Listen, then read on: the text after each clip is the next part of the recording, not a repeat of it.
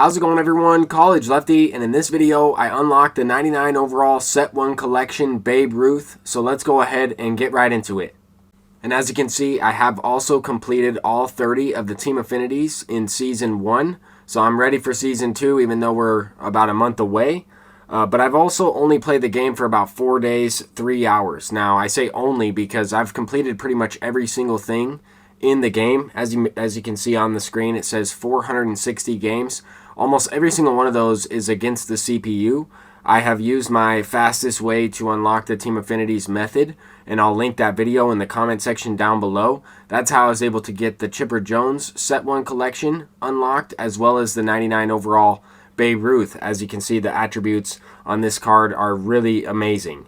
Currently, we have double XP over the weekend, so I'm going to be completing this 25,000 XP loop quite a few times in this video.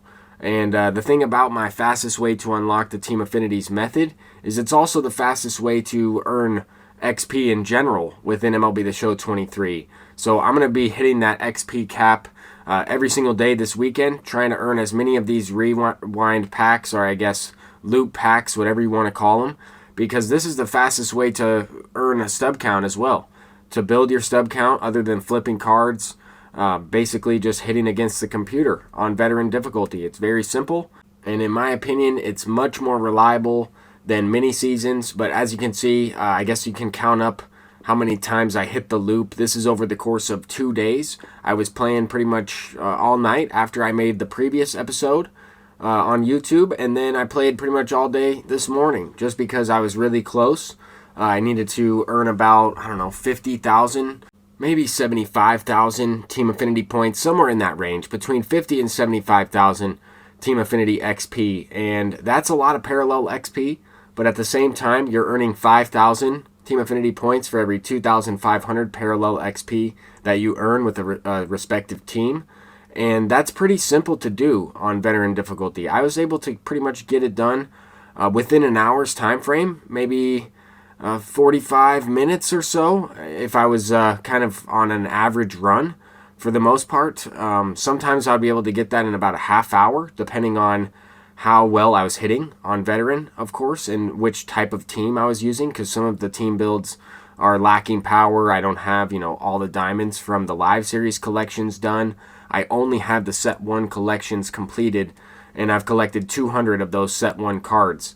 And so far, I've really enjoyed playing against online opponents as well. I've played about 23 games in total, and I haven't lost a game yet, but I am going to try and get into some Battle Royale because I need to earn a couple more eggs. I need some VR, some ranked, and a little bit of mini seasons. I haven't really played the mini seasons mode just because of the bugs in that one. I've mainly just played ranked events and veteran against the CPU, and I'm over playing the veteran CPU games. I am definitely over that. I've played hundreds and hundreds of those. I wonder how many ritual disconnect quits I have just based on batting with like 8 or 9 guys, maybe pitching a couple innings, maybe batting with 18 guys if I bat around twice. I pretty much just put the MLB TV package. I was just watching 4 games at a time on my computer, checking out what was going on and just hitting against the CPU on veteran mindlessly.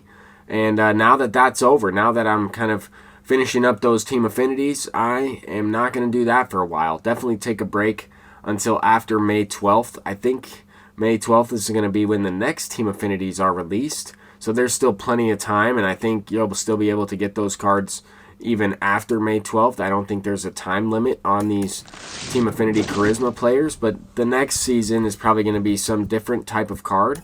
So I'm going to look to get those as well. We're probably going to have more collections and things like that. Now I can start to make some progress on Pedro Martinez. I want to get to 260 cards, so that way I can get him before May 12th when that Season 2 starts up. If you take a look at the Ranked Seasons menu, you can see that date on there as well.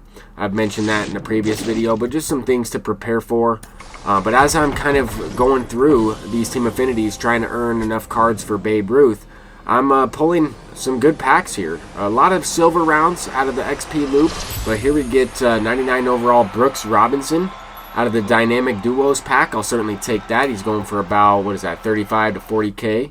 So that will certainly help me build up some set 1 players. That's really what I was trying to get out of this run, or kind of out of this grind, was a lot of those, I guess, either Charisma packs or World Baseball Classic packs. I would always pick the World Baseball Classic, obviously, because you have a better chance to get a 150,000 stub player in Mike Trout or someone like that. With that said, we got the base round here. Would have liked to see the rare, but it is what it is. I have also pulled Dynamic Duos Ketel Marte out of doing this, and that was, you know, going for like 75,000 stubs at the time. I'll certainly take that. Pulled a couple pretty solid 99 overalls throughout the year. But with that said, here we have another one, another pack 6 this time. We get a silver. It is what it is. We're going through the last few team affinities. We are at the AL East, and then I need to cap it off with the AL Central, I believe is the last division here. But with that said, I'm excited to try this Babe Ruth out in ranked seasons. I've really only played 1 game with Chipper Jones online against another opponent. There's another Around the World pack. I'll certainly take those. These packs have a lot of value as we get a 99 round. That's the first time I've gotten a 99 round out of these Around the World packs, but even those 97 overall cards are really good, and they will fluctuate in price. With double XP, a lot more people are pulling these XP loot packs, so you have to keep that in mind. The prices are going to fluctuate. When double XP goes away, we can expect some of those cards to start to rise in price. Look out for a flash sale. I think there could be a stub sale before a flash sale. That's kind of my prediction, but it could be the other way around. And this is going to be the final team affinity right here, Tristan McKenzie. Just make sure when you're picking these cards, if you haven't unlocked them all already, just make sure you don't pick any duplicates, because then you'll have to put in a report and hope that a developer gets on your account and, or at least gives you the right card to your account. And it might take a little bit of time. They are pretty good about that stuff, but just make sure that you're not picking any duplicates to avoid that. With that said, I'm going to try and take you through my binder. As I'm doing this, I'm kind of buying and selling some players, because I don't really want to lock in a ton of 99 overall players. I already have locked in a few in Roki Sasaki, Mike Trout, and a couple guys, but I plan on using those cards and kind of interchanging them out within my wild card spot throughout the year. But with that said, I also want to use Chipper Jones or Babe Ruth in that spot for a good amount of time. I still have 2 egg players in Reggie Jackson and George Springer that I can unlock. But I'm probably going to just use that progress towards Pedro Martinez and finishing off this set 1 collection. And I also know that we're going to get the April Player of the Month program, or at least the rest of it. So that's going to be quite a few cards as well. But that set 1 collection, the price of a lot of these 99 overall cards is pretty expensive. And I just want to be careful, pick and choose which guys I lock in. I don't really want to lock in a ton of guys that I'm not going to use in that wild card spot throughout the course of the game cycle. But with that said, man, that Pedro Martinez card art looks really nice.